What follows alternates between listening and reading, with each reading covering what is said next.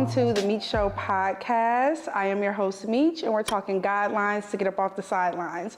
I am so excited to introduce to you guys an amazing woman. I watch all of her videos. She's absolutely brilliant. Her name is Dr. Christine. Welcome. Thank you, Meech. You're welcome. Okay, so let me get right into it. Can you introduce yourself and tell everybody what you do? My name is Christine Chinsim, and I'm actually a trained psychotherapist. Marriage and family is my specialty. That was a focus I focused on in my doctoral studies. So that's now I'm really kind of focusing on not only relationships, but just general life coaching as well, plus relationship coaching, because I find that both of them are really intertwined. That's true. That's true. And I've watched your videos. A lot of them that caught my attention, the first ones were the attachment styles. Most recently, I've seen that you switched your style up, and now we're just talking about what's going on in life. And that's what we do here, you know? We talk about how to elevate, how to become better, how to grow, how to change, how to evolve. And you have some good principles. And I am reading your book and enjoying it because it's along the same lines, you know, of how to grow and evolve. And I think relationships is a huge part of that, not just intimate relationships, but friendships and the relationships we have with our family and work and friends, you know. So what we are going to talk about today, though, is attachment styles. So can you kind of tell us a little bit about attachment styles for those who don't know? Sure. Attachment styles. These are styles of that is determined by our experiences as children. These styles are developed from about age 0 to about 8, and it is dependent on the environment a child grew up in. So it's really important. Parenting is so important. A lot of people don't realize that parenting your children, depending on how you parent them, is really determining their destiny. It's really determining their destiny, because it is from these attachment styles that the individual now as an adult is going to see the world and relationships and everything else that they have to encounter in life, right? Yes. So attachment styles are very important. It's very important to understand, not only as you go through life, but also in every single relationship. It is even your career. Is going to show up somehow to determine how successful you are and how easy you are to get along with people. All of those things are determined by your attachment styles. This is true. So for myself, I found out that I was anxious, preoccupied. And I'm like, no, that's not me. Nope. And then as I read more and I did more research and I talked to my therapist, she's like, yeah. That actually is you. She's like, but that's not anything to be afraid of. So just to kind of run through them really quick, what are the attachment styles? There's mine, anxious, preoccupied. There is the secure, which is where everyone is striving to be. Of course. Right? And then there's the anxious, preoccupied. There are two avoidants, the dismissive and the fearful avoidant. So those are the 4 attachment styles. Yes. So dismissive avoidant, fearful avoidant, anxious preoccupied, and then secure. Secure seems to be like that healthy space that, like you said, we all aspire to, right? It's where you want to be. It's the sweet spot. And what I was going to ask you is, so from parenting, you're saying that this leads you to a secure lifestyle, a secure attachment, or an anxious preoccupied, or a fearful avoidant. So what about how these attract to each other in, let's say, adulthood? The dismissive avoidant and the anxious preoccupied are usually very attracted to each other. Very attracted. And they may find themselves in relationships that are always like different people, but the same type of personalities that they're attracted to. And the thing about why they're attracted is that, for example, the dismissive, the emotional side of themselves is really so suppressed from childhood that they really enjoy the emotional expressions of the anxious, because the anxious preoccupied individual is very emotionally expressive. They're fun. They love they show love freely, easily, and they're just fun to be around. That is deficient in the dismissive avoidant attachment style. So it's almost like subconsciously they kind of go towards that kind of a person. Now, the anxious preoccupied, they feel that this sense of secretiveness and kind of almost like a sense of being a little unavailable. It's from their childhood trauma of their parents not being there enough, and so they need that kind of a reassurance. So they somehow get attracted to the dismissive avoidant because of that. It's almost like this person is so Serious. Yes. mysterious. It's attractive to that. It's attractive to them, especially, of course, this is all before they work on themselves to become more secure, to realize, no, that is not what I need. Yeah, that's a red flag, actually. That's a red flag. So that's why, and the fearful avoidant now, this individual has kind of both sides of the anxious and the dismissive.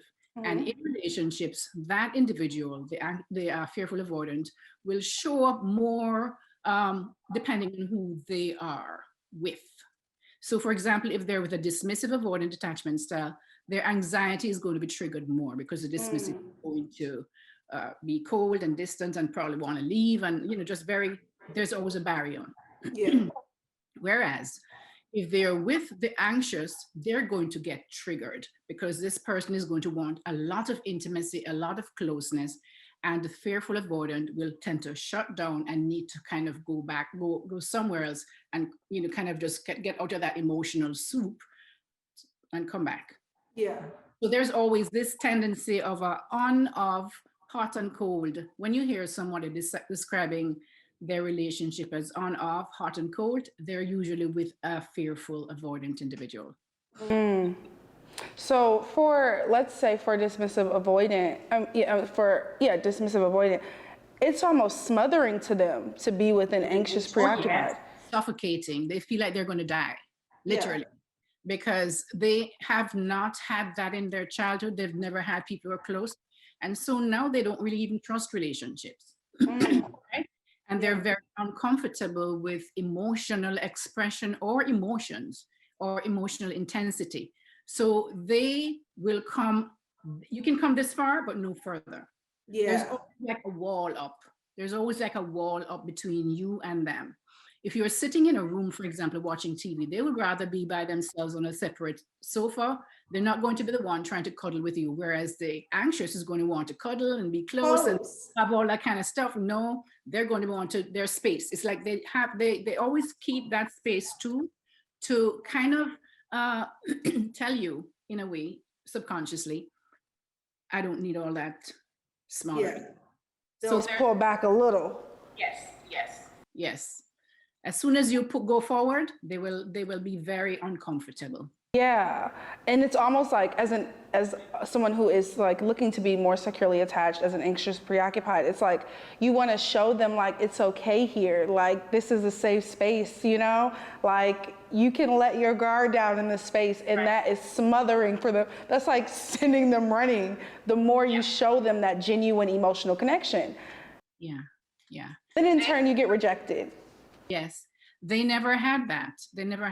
So they don't feel comfortable with that. And if they tried, say, when they're just, little kids and they're trying to, or they may be crying. They may be crying and want some attention from their parents. The parents type, stop crying, you're like a baby, whatever it might be, even though they're babies. Like you're behaving like a baby, or if it's a boy, they may say, man up and stop the crying. You stop, you're like a sissy, or parents tell their kids stuff like that. Yeah. So the child learns to not express their emotions because all they're going to get for it is criticism and being put down. So they learned never to express their emotions. And so as adults in romantic relationships, or even in other relationships, but it's more visible in romantic relationships because you're that much closer, you'll see that they will just not express emotions. They when they talk about, if you ask them a question, that you would normally think would kind of give an emotional response. This person is going to say, I think. It's a head thing. It's not a heart thing. It's never I feel. Yes, it's not a, no, with the fearful and the anxious, you'll have I feel, because they're from an emotional stance. Whereas the dismissive will be I feel. I'm sorry, I think. Yeah. I think. They don't want to get into the emotional soup of anything. They just always, it's more logic versus. All logic. Most part. I've found that. I found one time you said that the most likely to be together, I think you just said that, is dismissive, avoidant, anxious, preoccupied. That is so true, because I look back over, previous relationships or just me dating, and I'm like, whoa, these are similar. And they seem different at first. They had different face and a different name. But once you got under there, I'm like, these are the same guys over and over. And it was the same thing, avoiding that emotional connection, wanting it, but really shying away from it and pushing me away. Everything that you would think would bring two people closer pushed us further apart. Yeah, and it leaves you both scrambling. As soon as they feel that you're getting too close, they back off. Yeah. They can't stand it. They've never had to be in, they never got hugs. They never, felt, their parents never really sat down and spoke with them about emotional stuff. They just never had that. Yeah. So they don't know how to do it. They really don't know how. Yeah. So what is a good match? Like, let's say that you're looking to be more securely attached. You're any style except secure. Is it a good match for secure to be with any other style? Does that work? It makes it easier for the person who has the anxious or the anxious style for the secure. The other ones can really get on the secure person's nerves, because they're going to see, after a while, they're going to, especially the fearful, they're back and forth. They never know where they stand.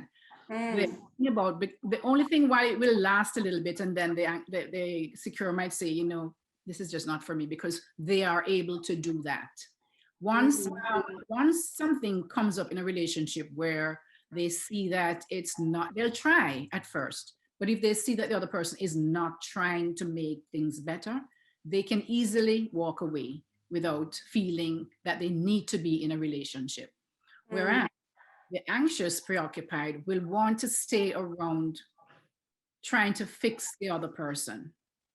They always think they're going to save this person from themselves. They feel this is the anxious now. So I think you asked if which if any matches well with the secure. Which matches well with the secure. The anxious would probably be the best match for the secure, because what the secure will do is that at the core of an anxious preoccupied needs is that they want to feel loved. It's secure, right? And secure in that love. They really just want that. That's all they want. And they want that connection with that, to know that that person really, wants to connect with them and really want to be there for them, whatever it is. And the secure person can do that. The secure person can do that. And as long as the anxious person does not just, when they have, maybe the secure person is late from work or is not responding to their text or calls immediately. And as long as the anxious person is able to really speak to the secure person and say, this is why I feel that way. Yeah. Right. And sometimes too, the anxious might even say, why do you feel that I need to do that? Right. But and if the anxious is open to expressing their needs and what makes them really triggered, then the secure will more than likely will work with them if they see that they really want. And that anxious person will also become more secure as they recognize, as time passes, and they recognize that this person, I can trust. I can trust them. Yeah, I can trust this person to be there for me when I need them. And that's what we want. I honestly speaking, I'm just gonna say that's what I want. I'll speak for myself, and I can tell that from other people I know as well, that is what we want for the most part, is to feel secure, is to feel like this is a safe love. But so, like you said, the anxious preoccupied, when matched with the secure, and, feeling, like we said, secure, they can become more securely attached. Can the other attachment styles become more securely attached over time? They can become more secure, but they have to also have the vulnerability to express who the challenges that they have. And the problem with the dismissive, for example, they don't like to be vulnerable. Yeah. And so for them, they might not want to sit down and explain, when you do this, it hurts. Yeah. Or when you don't do this, that. They're not going to sit there. They don't have that emotional capacity. So for the dismissive and the Fearful. not the fearful, not the fearful. Avoidant? The secure. We're talking about secure. Okay. right.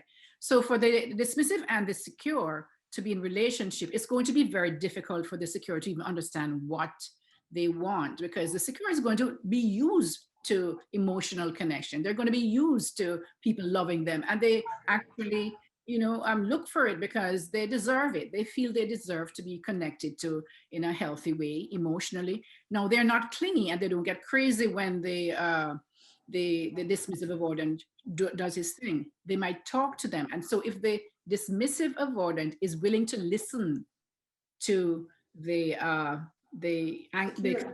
secure, then there's a chance that they could work.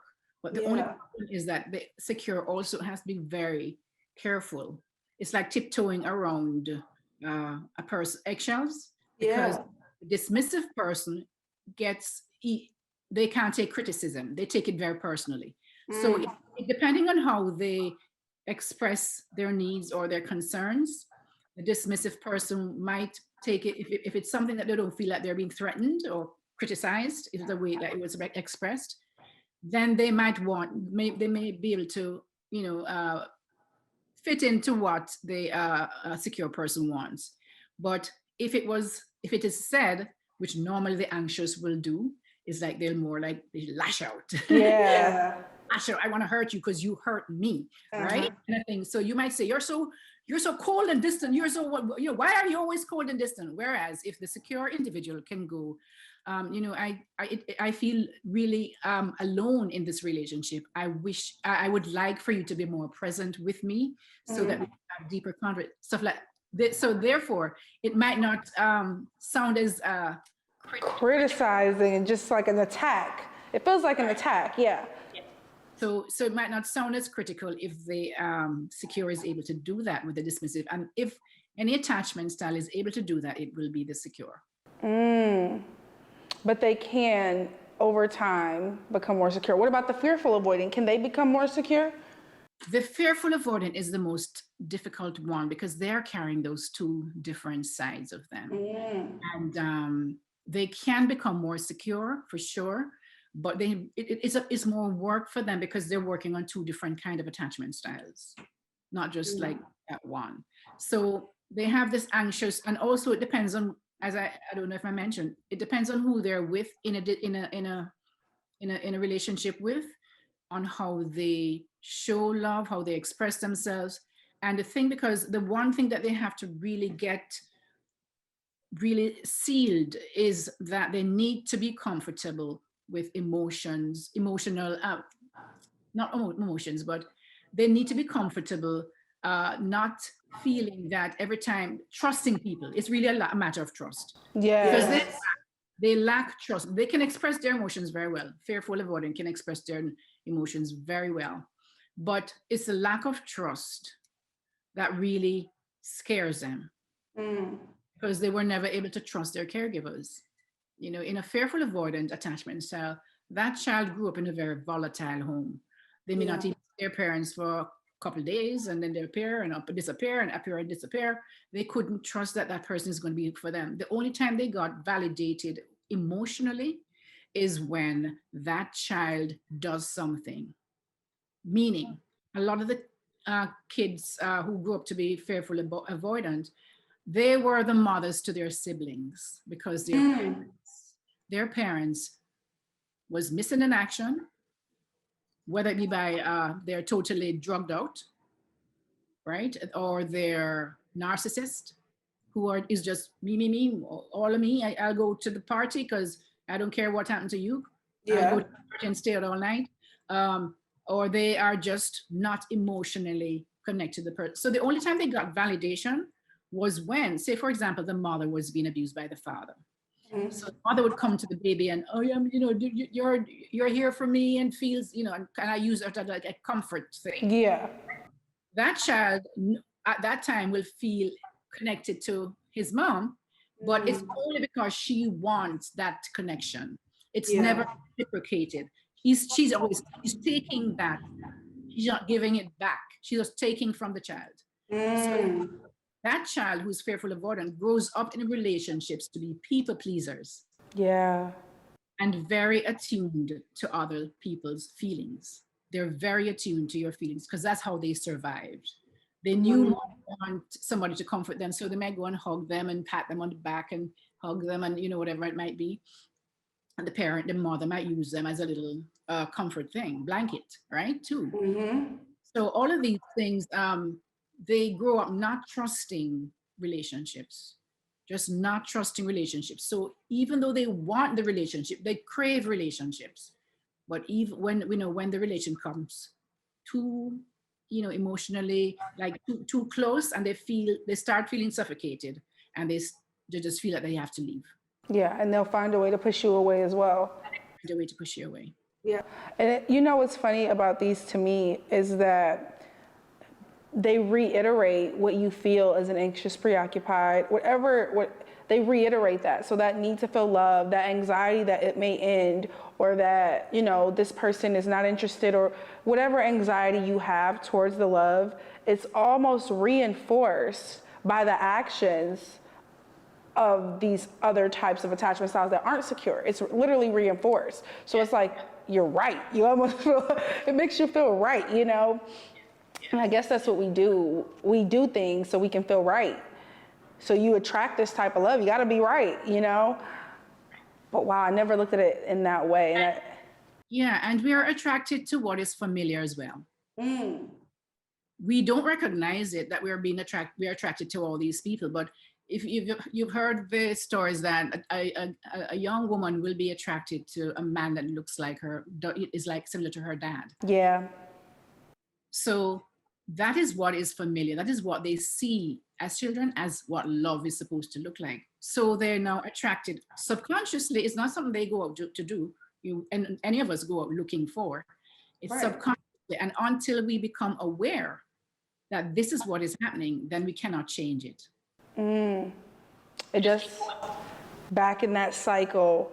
Yeah. I've been in that cycle, like a hamster in a wheel. So what are some steps? Like, where do we start? What are some steps to becoming more securely attached?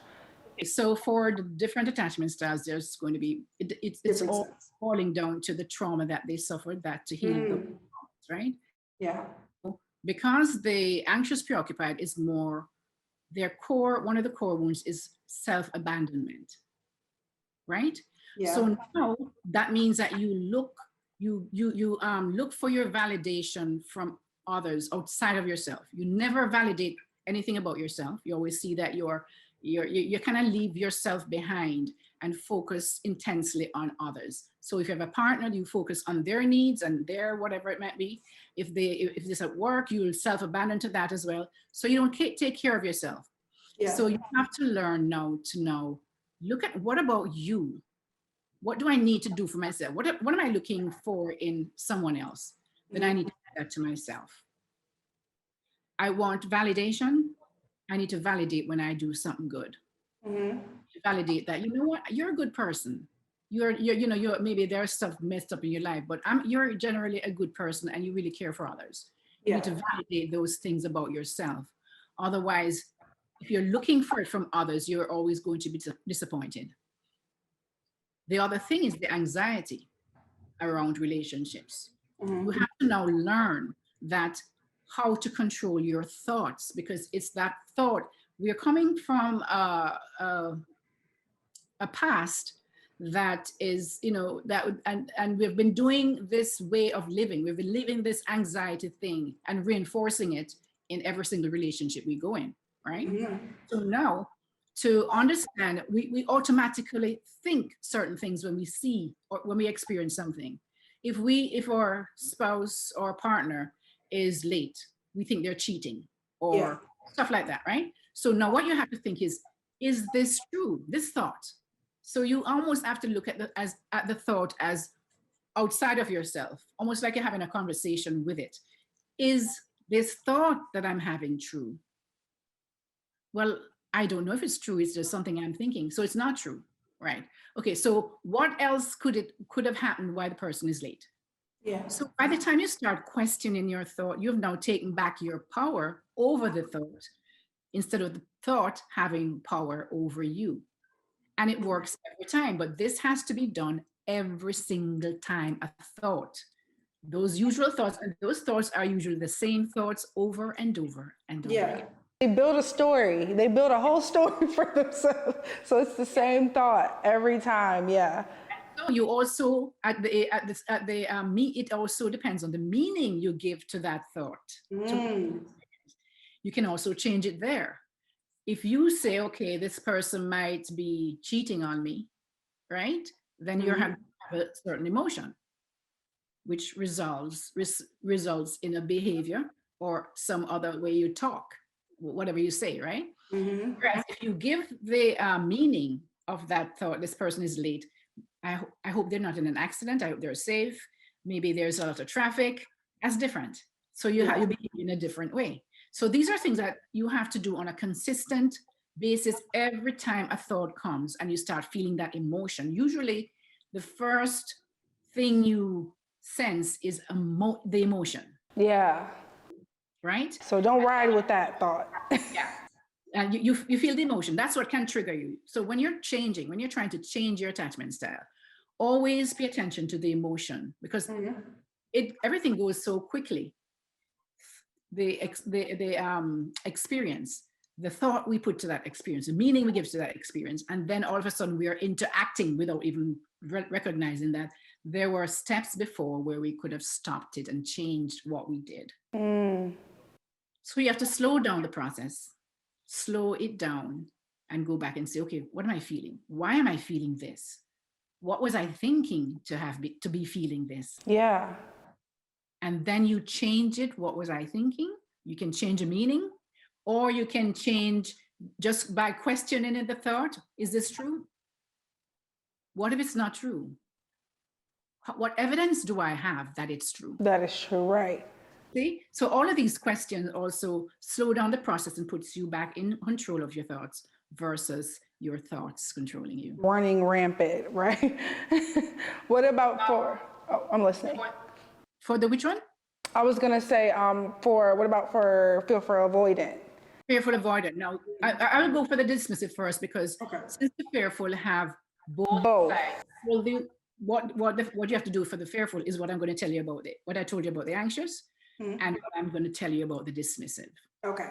Right? So the dismissive person now, their problem is trust as well, right? And also criticism, and they don't like that emotion. The most important thing is that they cannot tolerate emotional intimacy.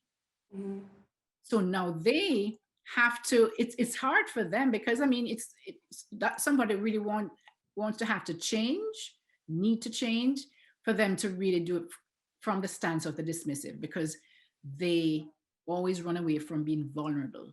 And they will actually look at people who are weak and emotional as weak. So for them, it's difficult for them it depends on their partner, if the partner is understanding and, to be able to go to any distance to be vulnerable. And what they have to do is to really sit down with their partner and say, I have this issue. I never learned how to really, whatever it is. And just being comfortable with being uncomfortable, showing those emotions. And I always say to take it small, baby steps. So you're watching TV. If you normally sat over in the other chair, go sit by your partner and hug, even if it feels practiced at the beginning, right? Yeah.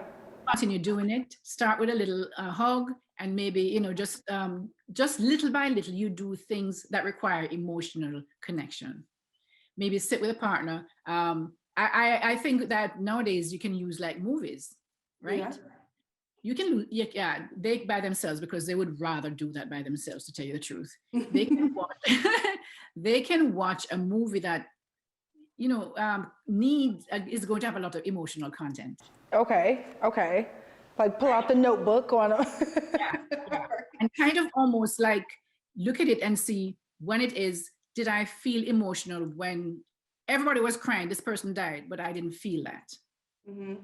Why didn't I feel that? Is that it looks like a normal way to feel.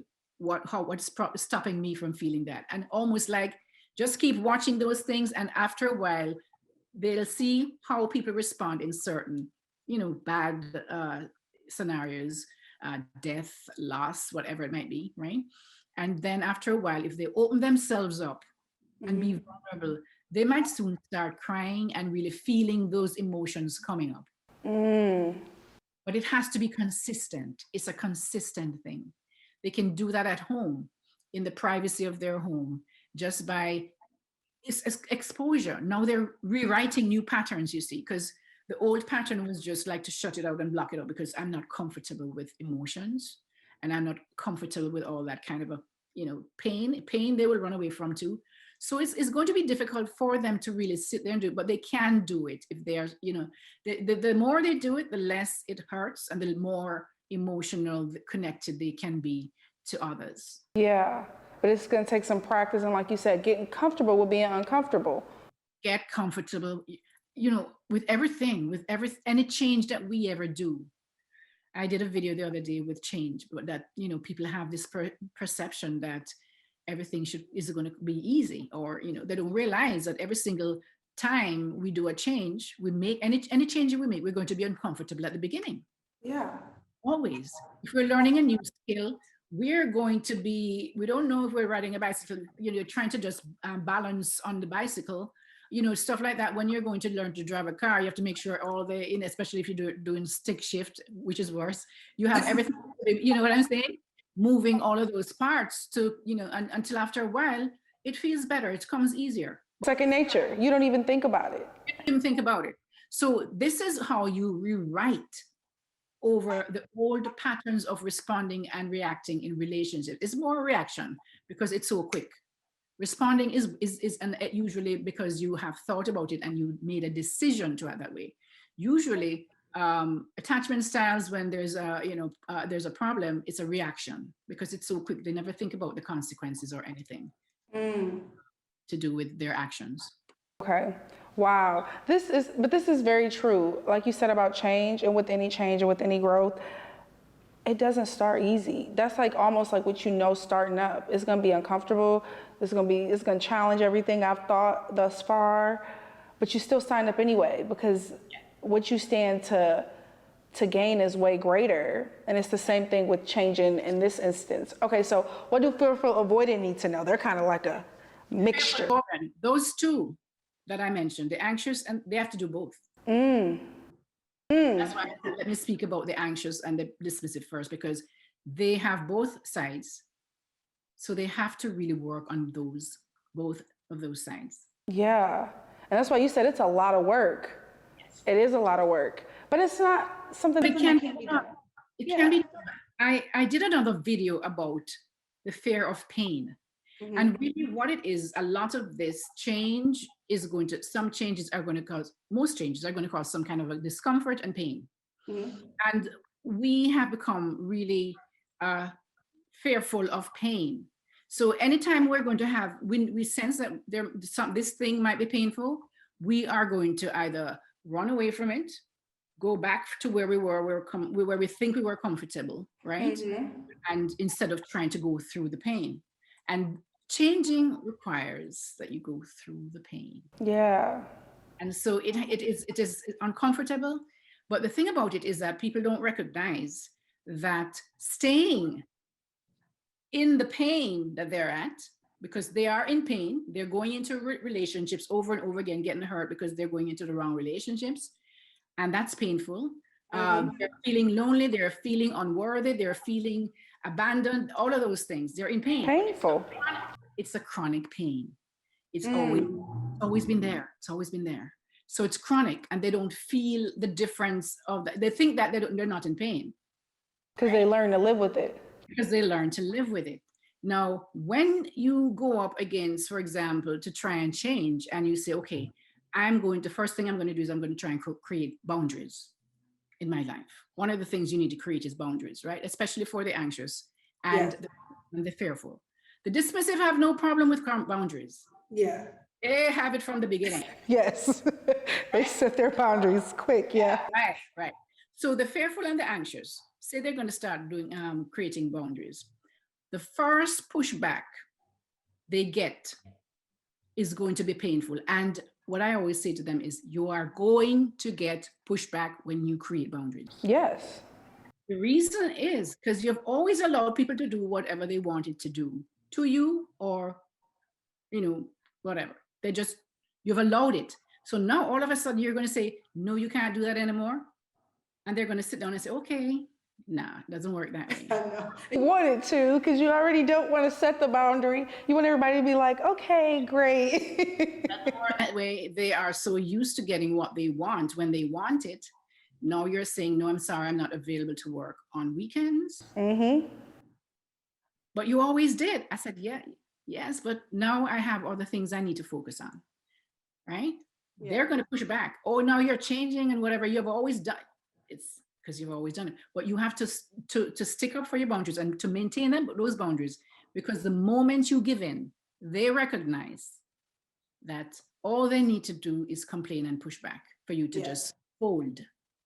Yeah, because the boundary, they don't want it. Obviously, they're comfortable where they are. They're comfortable with what you do for them or how you show up. They're comfortable. They don't want you to set this hard, stern boundary. So they're gonna try. I found that in setting boundaries for myself. Like I said, I wanted everybody to just welcome my boundaries with open arms and be nice about it, but it didn't happen. And I had to reinforce my boundary. Like, no, remember we talked about, and I said I wouldn't do this. Yeah, no, it's still no. In love, because I didn't want to be mean about it. I'm not being mean. Right. I'm just saying that this is not what it is, sticking up for myself. And that it takes a lot. Exactly. Yeah, it takes a lot of getting used to. It's a little painful for you too. Yes, it's painful for you and it's painful for them too, but they're going to fight back to get back to that place where they could just do whatever. Yeah, that's their sweet spot. Wow, so you have answered every question I have. And I have not even looked down at this thing. I'm looking through it, I'm like, she's gone over this. This was absolutely amazing. I'm taking away selfishly, I'm walking away with some really, really, really good points here. I'm gonna practice some of these because I am, I have the anxious preoccupied, but I'm becoming more securely attached and more self-aware and setting my boundaries and being okay with them and doing the hard things, because change is hard. Forgiveness is a big one. Forgiveness, when you're trying to change, a lot of people don't recognize it. They don't connect it to attachment styles. Yeah. But the fact is, those people who hurt you, you still have it there. You might not recognize it, but it's still there. There's some resentment and maybe, just that these people hurt me in childhood. I mean, they were just never there or whatever. Everything. So you have to learn to forgive them. And I always say, because a lot of people think that forgiveness means that you forget, and also that you're going to be friends and buddy with them or whatever it might be, and then allow them to do whatever it is again. No, forgiveness is for you. So you have to learn to forgive these individuals. And I have an exercise that I give to my clients, that they go through a process and they forgive their person. And I've had such excellent results with that. People will call me and write me and tell me, oh my goodness, I never realized how much I was the baggage on to.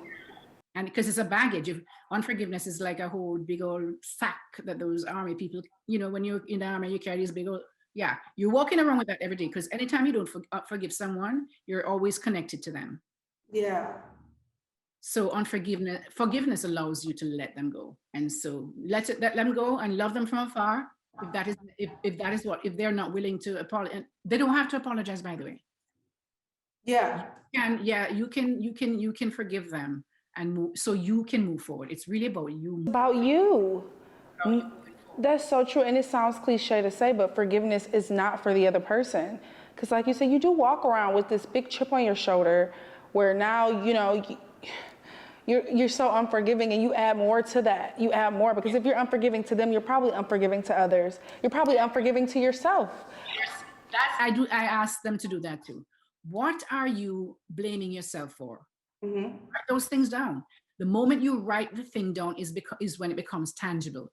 Because a lot of the things that you do and we do on a regular basis is unconscious. So when we recognize what we're doing, we have to write it down.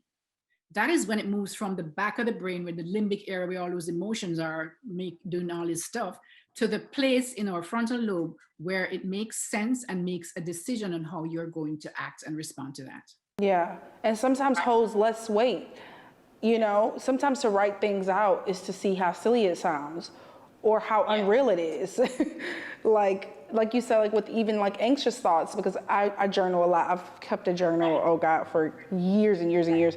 And sometimes to write out what I'm anxious about, I'm like, this looks a little silly on paper, to bring it to the forefront, and it's not just floating around in my head. Right. When it's floating around, you feel overwhelmed and you can't really get a grasp of it, and it keeps coming back. You might ignore it, but it's going to keep coming back. Always comes back. And sometimes it comes back at a very inopportune time. Something triggers something in church, or triggers in, something when you're out with friends or something. You have to deal with all of that. Now it's a stronger feeling. It has more. It brings friends with it. Anxiety brings fear, and anxiety brings fear and worry. Yeah, it all come together, and it makes it stronger, and it makes it more real. This is absolutely enlightening. I'm so glad we had this conversation. Oh man, I'm gonna watch this back myself a few times, just like just a few times. Well, where can we find you, Dr. Christine? Where can we find you? Okay, so I work primarily online, Zoom, like this. This is how I can have clients anywhere in the world. I have clients in where's that? Korea. Oh, wow. South. I have clients in Africa, Nigeria, and clients in where's this other place? In Brussels, right? So I have people, as long as their time zone facilitates a daytime kind of interaction, meeting sessions, I can work with them. And it's usually 1 hour long. And I really work on the whole person, even when they come in with attachment style issues. Sometimes my clients ask me, but I was thinking that we're not focused on attachment. I said, everything that you're doing right now is healing your attachment style. Yeah. There's nothing to do with attachment style. Attachment style, there are traumas, there are characteristic traits, and that's what I work on. They don't recognize that working on boundaries is helping you to be able to create boundaries. Working on forgiveness helps you to release you from that, so we can now not have all that load on you. So I work on the whole person, not just whatever attachment style. Yeah, because that's just the byproduct. That's just what it comes out as. But it's all these things combined. What about your YouTube? What's your YouTube channel name? My YouTube channel is Leverage for Change. I think it's Dr. Chinsim, actually, my YouTube channel. Yes. But my business is Leverage for Change Coaching and Consulting. So I usually, on my YouTube, there is a link to be able to connect with me, and email me. And when you email me, just write in the subject area coaching question or coaching, whatever it might be. And so I know it's somebody who wants to connect with me for coaching. Yes. And my phone number is there. I usually, when I am working with someone, I make sure I have their WhatsApp or something, because I make sure I remind them for for their sessions. Or when I work with someone, Meech, I am not only there for the 1 hour that I'm with them for 1 week. If something comes up that I know is relevant to their experience and that might help them, I see something, I send it to them, right? And I might, if I feel that they're going through a rough thing, because I have this sense of feeling when my clients are not, something is going on, I'll send them a little thing of encouragement. I do this because it's my passion, not because it's something a job. It's not a job for me, it's my passion, right? Yeah. So my passion is to help people to just live healthier lives and have better relationships and just succeed in life, right? So I really take it really personally and deep into when I work with someone, I need you to, the only thing I ask is that you show up, and you commit to the work, do the work, commit and do the work. Because no matter how I sit there and chat and blab my mouth and tell you, you know, and say, do this and you don't do it, it's not going to work. Yeah. We've got to commit. We've got to commit to the work. And yes, you've got to commit and show up every single day. I remember I had a client who I could sense that he was giving up on himself. And I said to him, I don't know if you're about to give up on yourself, but I'm going to tell you this. I'm going to show up on that Zoom call, and I hope you will be there. I said, I'm not giving up on you if you don't give up on yourself. And now he is like, if you could see from the first time the person came in, because this person was doing, just in a bad place, And it's a total, he's now in control of his life. At work, he shows up differently. People are talking about how he's looking more, healthy. He's going to the gym. He's committed to doing other things. Because whenever you want change, you have to replace bad habits with good habits, bad patterns with different patterns of where the direction that you want to go. So this is how I work. I help you to replace the old ways of acting, thinking with new patterns. So it requires work on the part of my clients. Yeah, you got to work, and it spills over into other areas of your life, like you said. It affects every area. It affects every area of your life. That's so true. Anytime I've had an abundant amount of change, like in a time, it showed outwardly and inwardly. It can't help itself because you're doing the work, you're putting in the work. So you're doing great work, Dr. Christine. You're doing amazing work. Thank you. Wow. I was fulfilling. I'm so honored that you came to talk to me today. I cannot wait to share this. We can find you on YouTube at Dr. Christine Chinchem. Do you have Instagram? CHIN-SIM. I have Instagram as well. And I think in Instagram it's Leverage for Change. Okay. Leverage for Change. So we'll put that in the description box below so you guys can follow her for more videos. These videos have helped me tremendously. And I'm so glad that we got this chance to connect today. And I hope we get to talk again. Thank you so much for coming. What I'll do, Meech, is I'll send you the links to my social media in an email. Yeah, we'll put them all in the description box below. Yes, ma'am. Thank you so much. You're very welcome. Oh, I've been so excited About this. Thank you. Thank you.